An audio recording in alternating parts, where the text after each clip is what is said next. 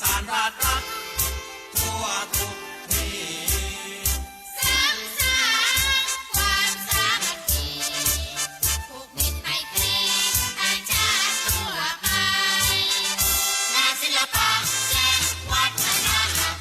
มเผยแพร่ประจำน้อมนำชาวไทยสร้างความรักชาติความมั่นคงภายในประชาชนใจได้ฟังรายการจากสวท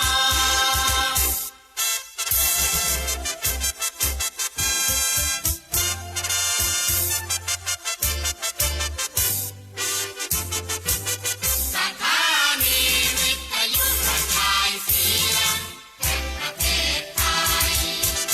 ทำงานมั่นใจในด้านข่าวสารให้ความรู้ทั่วทุกด้านให้ความสำราญบันเทิงรื่นรมใจเผยแพร่ผลงานรัฐบาลด้วยราชการทั้งไกลและไกล สร้างเสริมระบอบประชาธิปไตยให้ชาวไทยเข้าใจอันดีเทิดทูนชาติศาสนาพระมหากษัตริย์ประสานราชรัฐทั่วทุกที่สร้างสรรค์ความสามัคคีผูกมิตรไมตรีต่างชาติทั่วไปงานศิลปะและวัฒนธรรมเผยแพร่ประจำน้อมนำชาวไทยสร้างความรักชาติความมั่นคงภายในประชาสุขใจได้ฟังรายการจากสวท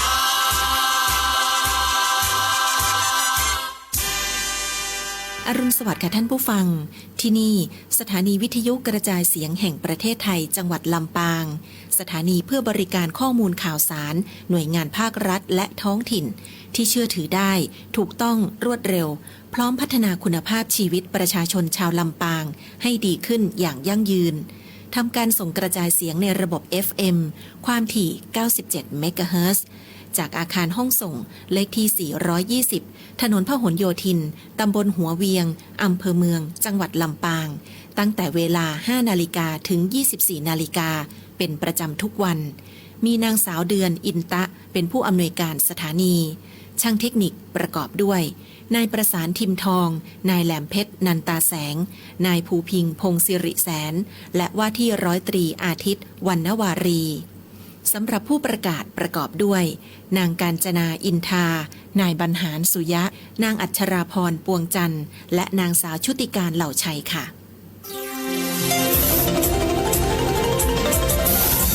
วิทยุแห่งประเทศไทยให้ความรู้คู่ความสุข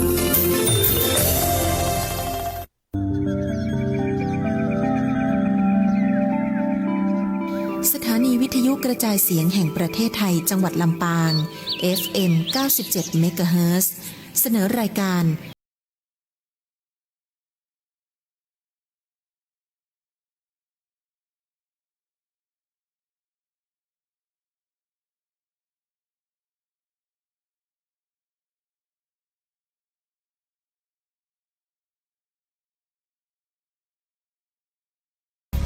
ปานาติปาตาเวรมณีอทินนาทานาเวรมณีกาเมมุสาสุราเม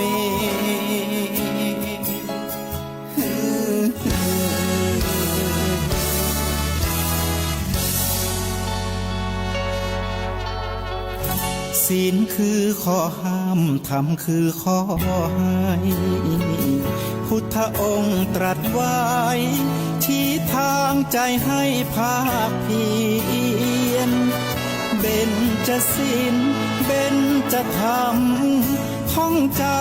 ำสมัยเราเป็นนักเรียนธรรมะไม่เคยแปลเปลี่ยน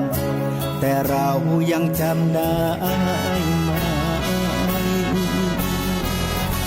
หม ม ทวงคำมันหมู่บ้านศีลห้าคือเป็นพันธะชาวพุทธทุกคนทั่วไทยสำนักพุทธขับเคลื่อนธรรมจุดเทียนสว่างที่กลางหัวใจสังคมจะร่มเย็นได้ศีลธรรมในใจต้องมีเบญจศีลว่ายังไงไหนลองท่องมา ข้อหนึ่งห้ามฆ่าสัตว์ข้อสองห้ามลักทรัพย์ข้อสามห้ามประพฤติผิดในกามข้อสี่ห้าม ยกมือ10 นิ้วขอถวายความนอบน้อมต่อองค์พระรัตนตรัยอันมีพระพุทธเจ้าพระธรรมเจ้าและพระสังฆเจ้าขอถวายความเคารพมายังพระมหาเถระพระเถรานุเถระครูบาอาจารย์เจ้าทุกตนทุกองค์ขอเจริญพรมายังพุทธศาสนิกชนคนดีมีศีลมีธรรมทุกท่านที่ฟังรายการวิทยุรายการธรรมะยามเช้าจากคลื่นสถานีวิทยุกรมประชาสัมพันธ์ณสถานีวิทยุกระจายเสียงแห่งประเทศไทยกรมประชาสัมพันธ์จังหวัดลำปาง FM 97.0 เมกะเฮิรตซ์ณทุกเจ้าของวันเสาร์ในเวลาตี 5 ถึง 6 โมงเจ้าท่านผู้ฟังทั้งหลายก็จะได้พบได้ปะกับธรรมภาพในรายการธรรมะยามเจ้าพระครูสิริธรรมบัณฑิตอาจารย์ประจำวิทยาลัยสงฆ์นครลำปางมหาวิทยาลัยมหาจุฬาลงกรณราชวิทยาลัยอาจารย์ประจำแล้วก็เจ้าวาดวัดมิ่งเมืองมูลตำบลพิชัยอำเภอเมืองจังหวัดลำปางอรุณรุ่งแสงทองส่องขอบฟ้ารับธรรมะนำชีวาให้ผ่องใสชโลมจิตที่มัวหมองให้ผ่อนคลายสุขใจกายไม่เสื่อมคลายในร่มธรรมญาติโยมท่านสาธุชนทั้งหลายในเจ้านี้ซึ่งท่านทั้งหลายก็พ่องก็กำลังตื่นขึ้นมาซึ่งก็เป็นเจ้าของวันเสาร์ที่13 กันยายนพุทธศักราช 2568ก็เป็นรุ่งอรุณแห่งวันหนึ่งที่เราทั้งหลายได้มาพบกันทางสถานีวิทยุแห่งนี้ในช่วงที่บางผู้บางท่านนั้นก็กำลังตื่นขึ้นมาด้วยอารมณ์แจ่มใสด้วยอารมณ์แจ่มใสจิตใจก็โปร่งเบาเหมาะแก่การสดับรับฟังพระธรรมและก็ที่พิเศษกว่านั้นเป็นเวลาดีที่เฮาท่านทั้งหลายจะได้มาพักกายพักใจฟังธรรมะคำสอนขององค์สมเด็จพระสัมมาสัมพุทธเจ้าเพื่อที่จะชโลมจิตชโลมใจให้เย็นลงเหมือนเฮาเอาน้ำเย็นๆมาลูบตัวเวลาเฮาออกแดดในเวลากลางวันร้อนๆศรัทธาญาติโยมท่านสาธุชนทั้งหลายเฮาเคยสังเกตตัวเก่าก็ว่าในวันหนึ่งนั้นหัวของเฮาใจของเฮานั้นมันบ่เคยได้หยุดพักกายก่อนยากการอยู่ที่หนึ่งแต่ใจมันก็กึดตะเลิดไปอยู่แหมที่หนึ่งนั่งกินข้าวกันอยู่กับลูกกับหลานก็ดีใจก็ลอยไปกึดถึงเรื่อง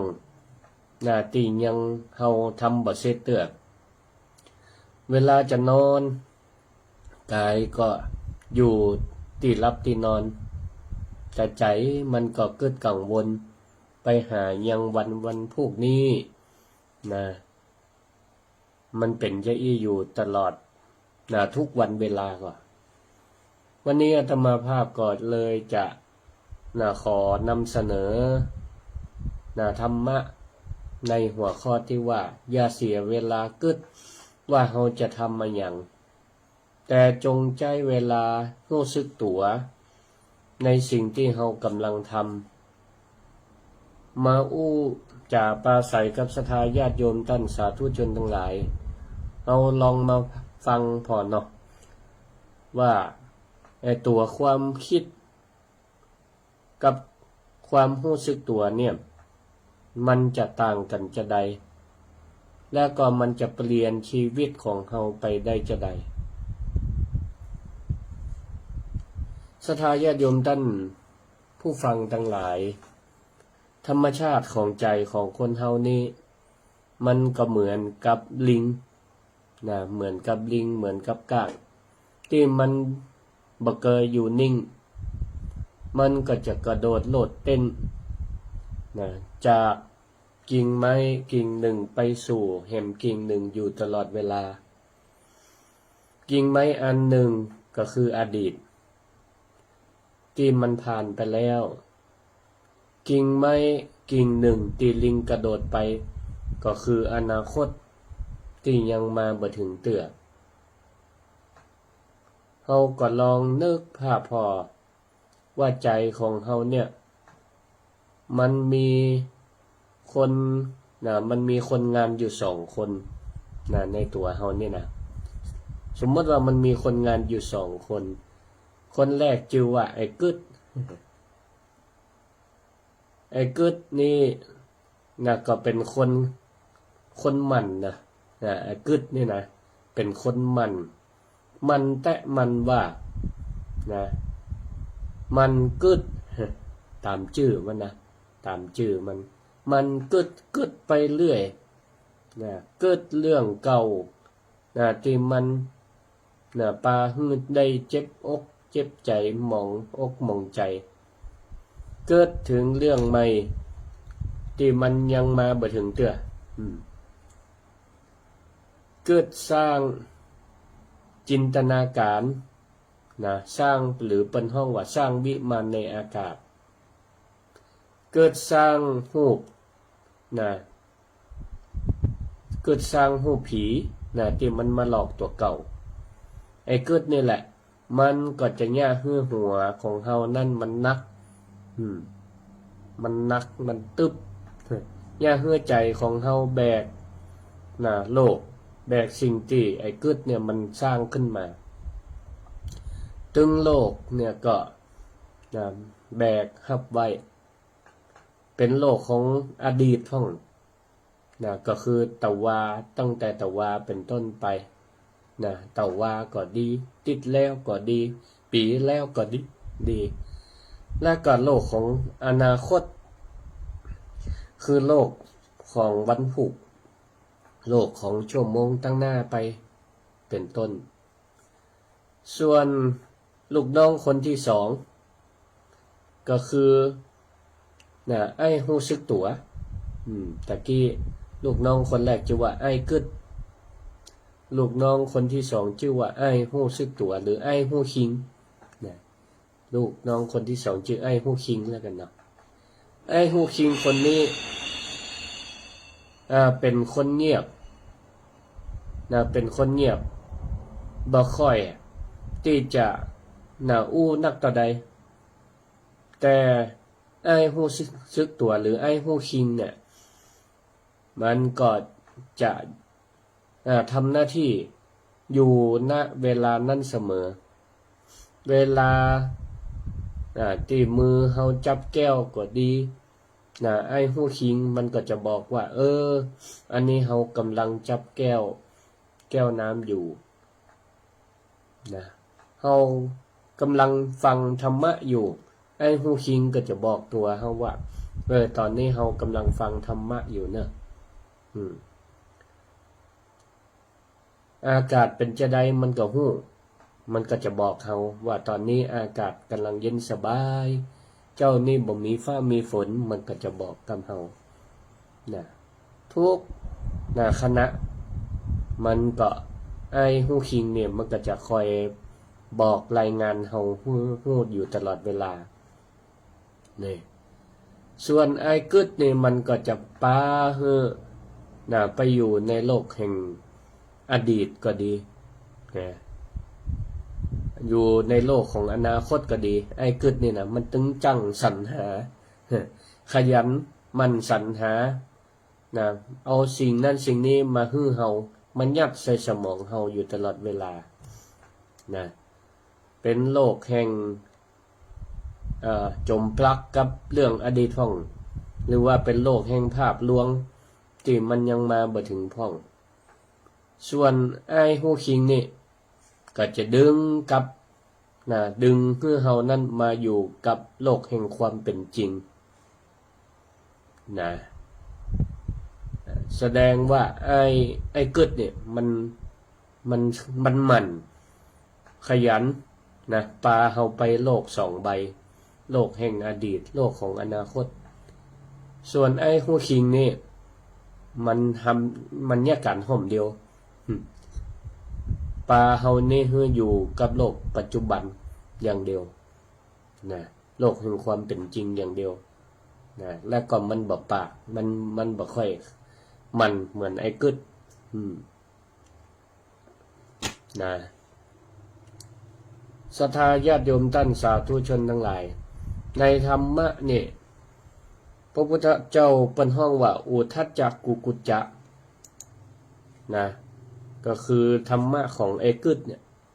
ก็คือความฟุ้งซ่านรำคาญใจนะจะดึงปาเฮาไปอยู่ในโลกนะแห่งอดีตปาเฮานั้นมีจิตที่คอยฟุ้งซ่านนะฟุ้งซ่านเกิดไปเรื่อยเกิดไปเรื่อยเปื่อยโดยบ่มีสติกำกับมันก็คืออาการของใจที่มันฟุ้งซ่านมันจะปาเนี่ยคือเฮานั้นเสียพลังงานไปโดยเปล่าประโยชน์ปาใจของเฮานั้นเครียดกังวลจนนอนบ่หลับบางพ่องนี่ก็กังวลจนเกินไปจะรับจะนอนวันพรุ่งนี้เฮาจะต้องเนี่ยไอ้หยังก่อนนี่มีการที่รออยู่1 2 3ไอ้กึดนี่ปาลากไปละปาขึ้นละกังวลกลายเป็นนอนบ่หลับไปเฮียไอ้ฮู้คิงนี่ก็บ่ตันดึงกลับมามันก้านไอ้กึดสู้ไอ้กึดบ่ได้ไอ้กึดนี่ลากไปก่อนละเนี่ยมันก็เปรียบเหมือนกับคนที่นั่งพายเรือไปแม่น้ำไปในแม่น้ำวังแล้วกันศรัทธาญาติโยมทั้งหลายลองนึกภาพเหมือนคนที่กำลังพายเรือเนี่ยในแม่น้ำวังแทนที่คนพายเรือนั้นจะชื่นชมกับความงามของสองฝั่งแม่น้ำพอนกพอไม่ไปพอน้ำไปสัมผัสกับสายลมเย็นๆที่มันเป็นอยู่แต่กลับกลายเป็นว่าแงนพ่อปล่อยให้ไอ้กึดเนี่ยมันดึงจวนไปพอก้อนเมฆก้อนฟ้าเกิดไปว่าเมฆก้อนนี้มันพอแล้วมันเหมือนเป็นรูปสิ่งสาราสัตว์ต่างๆเนาะก้อนนี้ก็เหมือนรูปบ้านก้อนนี้ก็เหมือนรูปจ้างรูปมาเป็นต้นถ้าเฮาพายไปเรื่อยๆก็เกิดไปแหมว่าเฮาจะเนี่ยอย่างดีไอ้กึดนี่ก็ปากึดไปกึดมากลายเป็นว่าเรือนั่นก็มาถึงตาละมาถึงตาละ ความงามของสองฝั่งนะของสองฝั่งที่ผ่านมานะไอ้หัวคิงกับบัตันได้นำเสนอสักอย่างไอ้กึดแซงนะนำเสนองานไปก่อนละนี่สถานญาติโยมทั้งหลายมันก็ปาน่าเสียดายนะที่เฮานั่นบัตันได้นะชมได้สัมผัสนะสิ่งที่มันกำลังเกิดขึ้นเป็นปัจจุบันอยู่ชีวิตของคนเฮาก็เหมือนกันถ้าเฮามัวแต่เกิดนะถึงอดีตก็ดีเกิดถึงอนาคตที่มันยังมาบ่ถึงแต่ก็ดีมันก็จะพาให้เฮานั้นพลาดโอกาสนะกับปัจจุบันที่มันเป็นอยู่เฮากำลังฟังนะเปิ้นบรรยายอยู่นะสมมติเฮากำลังฟังนะกำลังฟังอาตมาภาพกำลังอู้อยู่ก็ดีแต่โดนไอ้กึดปากึดนะไปถึงเรื่องราวในอดีตที่ผ่านมาก็ดีปากึดไปถึงอนาคตนะวางแผนไปละนะว่าจะทำมาอย่างต่อ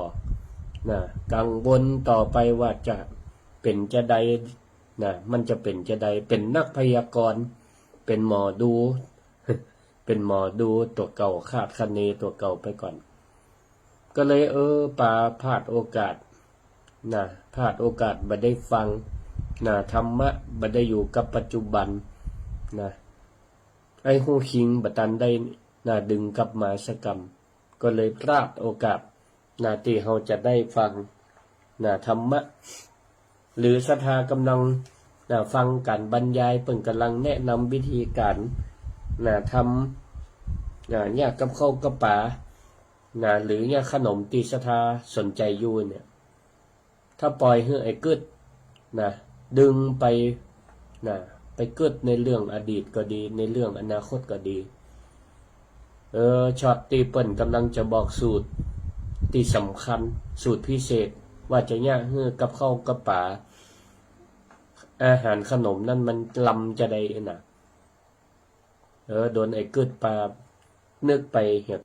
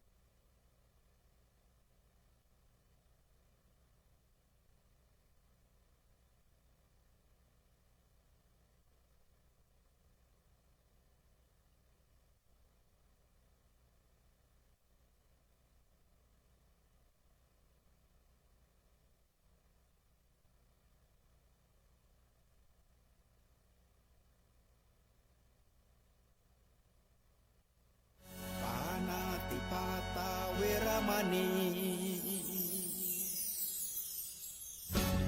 อธินาทานาเวรมณีกาเมมุสาสุราเม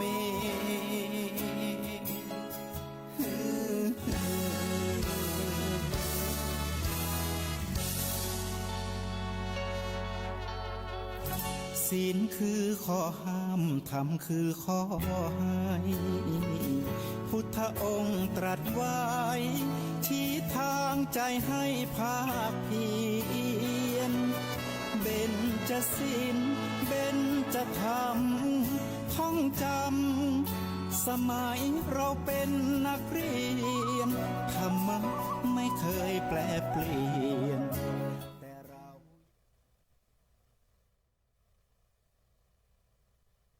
ข้ากรรม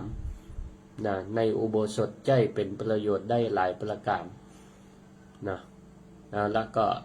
นะถือโอกาสนี้ได้แจ้งประชาสัมพันธ์ให้กับศรัทธาญาติโยมทั้งหลายนะได้ทราบได้อนุโมทนาได้มาร่วมกัน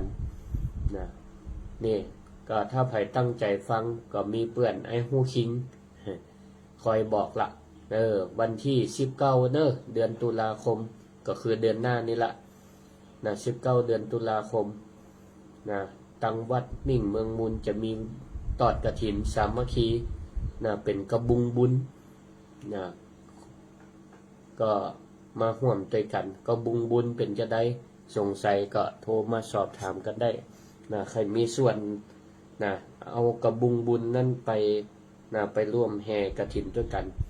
นะก็โทรมาถามได้064-949-5999นะตอนนี้ก็ใครจะโทรเข้ามาแนะนำรายการก็โทรมาแนะนำกันได้นะเดี๋ยวสักครู่ก็คงจะได้ลวดลาศรัทธาญาติโยมท่านสาธุชนทั้งหลายไปนะก็ขออนุโมทนาขอบคุณนะที่ได้ติดตามรับฟังรายการธรรมะยามเจ้าตั้งขึ้นสถานีวิทยุกระจายเสียงแห่งประเทศไทยหรือสวทลำปางขออนุโมทนาขอบคุณกับผู้อำนวยการสถานีวิทยุเปิ่นและเจ้าหน้าที่ผู้อยู่เบื้องหลังของการนำรายการธรรมะยามเจ้าของพระครูสิริธรรมบัณฑิตเจ้าวาดวัดมิ่งเมืองมูลตำบลพิชัยอำเภอเมืองจังหวัดลำปางในเจ้าวันนี้สามารถนำไปสู่ในคลื่นสถานีและก็ไปสู่วิทยุของศรัทธาญาติโยมท่านผู้ฟังที่อยู่ตั้งบ้านตั้งจองพ้องก็ฟังตั้งFacebook ไลฟ์ของสวทกรมประชาสัมพันธ์จังหวัดลำปางก็ดีที่ฟัง Facebook ไลฟ์ชมของจื่อพานุวัฒน์แสนคำก็เป็น Facebook ของอาตมาเองเดี๋ยวนี้ช่องทางการสื่อสารรับข้อมูลสื่อสารมีหลายช่องทาง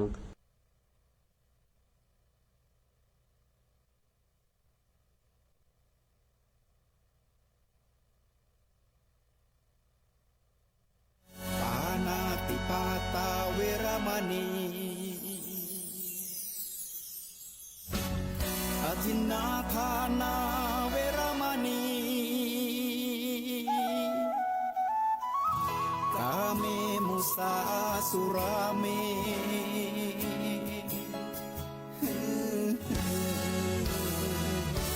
ทรงปรารถนาทุกท่านทุกคนทุกท่านเทินอายุวันโนสุขังปะลัง